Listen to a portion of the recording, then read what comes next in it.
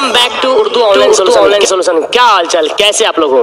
तो ये वीडियो बहुत ही ज्यादा खास है क्योंकि इस वीडियो से मैं गारंटी के साथ बता रहा हूँ, अगर आपने ध्यान से समझ लिया ना तो 5 में 5 नंबर आपको 100% मिलेगा। क्योंकि ये एक ऐसा टॉपिक है जिसमें पूरे नंबर मिलने के चांस होते हैं। देखिए, आपके उर्दू इम्तिहान में उर्दू में दरखास्त लिखने के लिए आता है और खत लिखने के लिए, दोनों आएगा, दोनों में से कोई एक लिखना है, चाहे दरखास्त या खत। खत वाली वीडियो मैंने डाला है, उसमें थोड़ा सा पेचीदा है, लेकिन दरखास्त बहुत ही सादा है, एकदम सादा।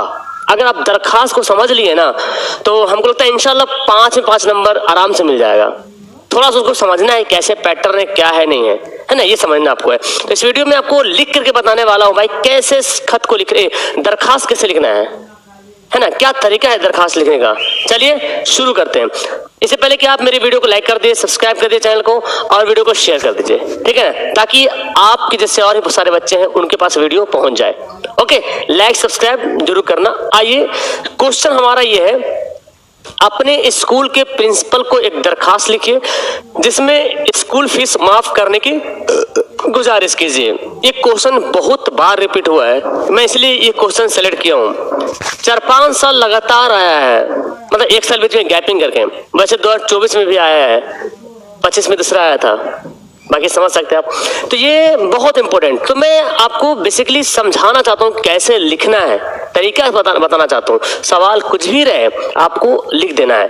तो मैं लिया हूँ एक ऐसा कॉपी, जो आपके एग्जाम में कॉपी भी रहेगा लाइन बाय लाइन, तो आपको लाइन बाय लाइन लिख के मैं समझाता हूँ। तो सबसे पहले करना क्या होगा आपको,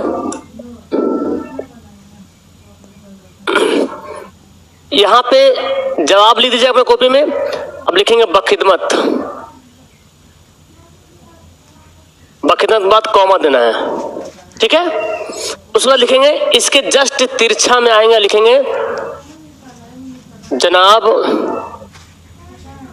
प्रिंसिपल साहब। यहाँ पे सवाल क्या बोला गया, प्रिंसिपल के पास लिखना है ना, जनाब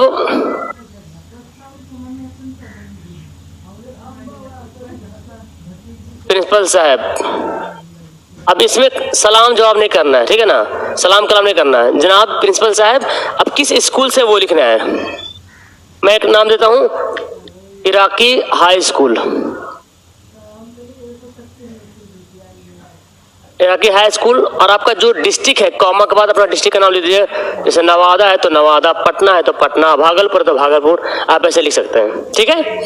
इसके बाद आपको लिखना है यहाँ पे, इसके जस्ट सामने लिखना है, जस्ट सामने मौजू।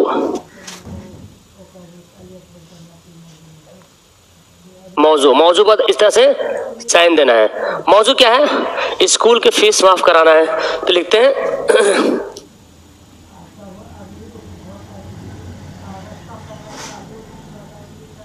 स्कूल फीस माफ कराने के बारे में।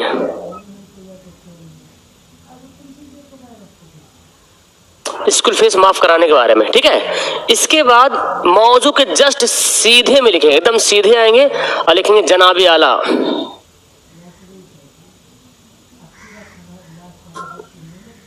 जनाबी आला, जनाबे आला के बाद आपको एक्सक्लेमेशन साइन देना है ऐसे, और जस्ट तिरछा के इसके सामने से लिखना है, थोड़ा तिरछा आएंगे, इसके सामने से लिखेंगे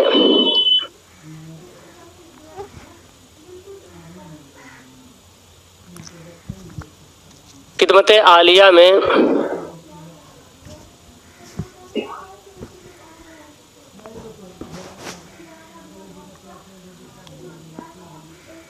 गुजारिश है कि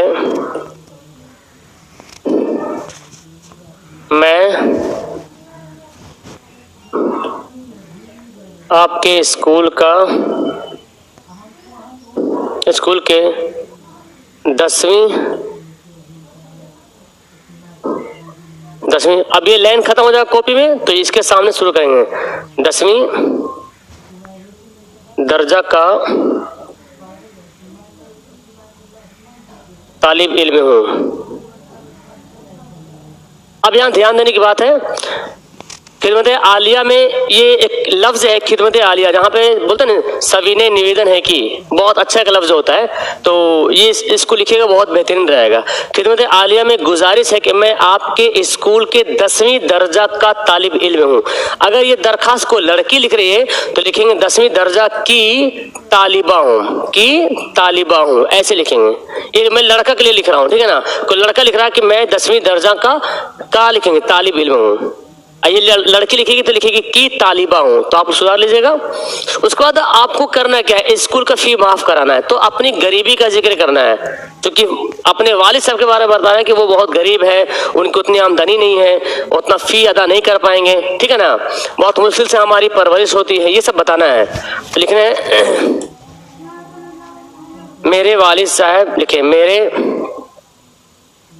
मेरे वालिद साहब एक गरीब आदमी है,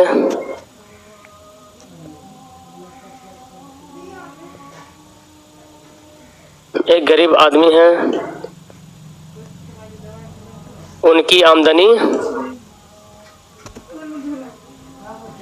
बहुत ही कम है ना।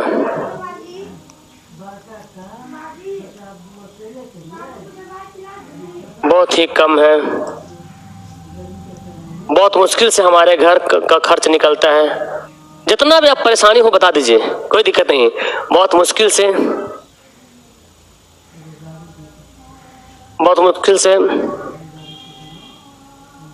हमारा घर चलता है, जैसे लिखे ना हमारा घर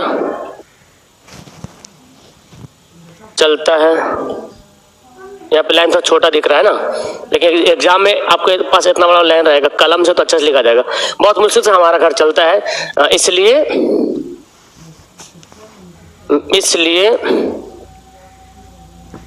मैं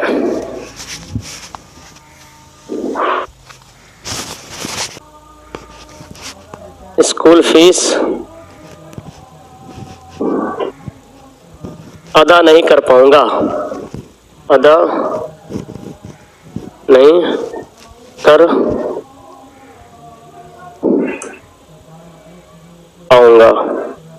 हो गया। तो जितना शॉर्ट लिखिए उतना बेहतर रहेगा, इसलिए मैं स्कूल फी अदा नहीं कर पाऊंगा। अब ये आपका ये लाइन जहां पे भी खत्म हो, यहाँ पे खत्म हो, यहाँ पे जहां पर भी खत्म हो, उसको ही छोड़ देना है और यहाँ पे आना है। इसके जस्ट सामने से देख रहे हैं, मैं यहाँ पे एकदम सीधे में लिख रहा हूँ, इसलिए मैंने लाइन वाला कॉपी यहाँ पे उठाया है, तो ऐसे ही वो इंग्लिश वाला कॉपी लग रहा है, ठीक है ना। तो इसके जस्ट सामने आना है और यहाँ पे लिखना है लिहाजा, इसके सामने से लिहाजा आपका ये लाइन कहीं पर भी खत्म हो, है ना, उससे मतलब नहीं, एकदम यहीं पे साख लिखना है। लिहाजा अल्तमास है कि, अल्तमास मतलब एकदम श्रीमान से सविनय निवेदन है कि, है ना, मतलब खूब गुजारिश कर रहे हैं। लिहाजा अल्तमास है कि मेरे स्कूल फीस माफ करने की जहमत गवारा करें, जहमत गवारा करें। ये लाइन खत्म हो जाएगा तो फिर सामने से आएंगे, इसके लिए मैं हमेशा, एकदम सादा लफ्ज लीजिए, हमेशा शुक्रगुजार रहूंगा, शुक्रगुजार रहूंगा। लड़की रहेगी तो लिखेंगे शुक्रगुजार रहूंगी, ठीक है ना। अब ये यहाँ पे हो जाएगा, फिर सबसे लास्ट में आना है, ये लाइन में नहीं, नीचे लाइन में सबसे लास्ट में आएंगे और लिखेंगे आपका फरमा बरदार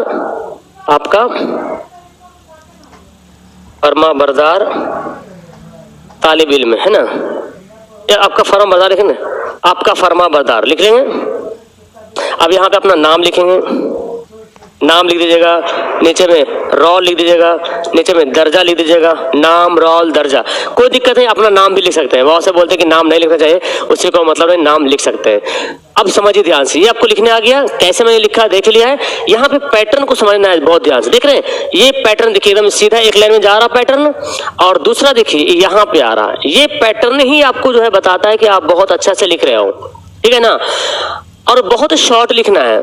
और हाँ, एक बात और सुनिएगा, आपको एग्जाम में जो कॉपी रहेगा ना उसमें एक एक लाइन छोड़ कर नहीं लिखिएगा। वैसे उर्दू का कॉपी अक्सर बच्चे एक लाइन छोड़ के लिखते हैं, सारा क्वेश्चन एक लाइन छोड़ के लिखिए, लेकिन दरखास्त या खत एक लाइन छोड़ कर नहीं लिखना है। और दूसरी बात क्या है, आपके एग्जाम में जो कॉपी रहेगा, आपके एग्जाम में जो कॉपी रहेगा इस फॉर्मेट में रहेगा, ऐसे में, ठीक है ना, इस फॉर्मेट में रहेगा, इसमें ऐसे रहेगा।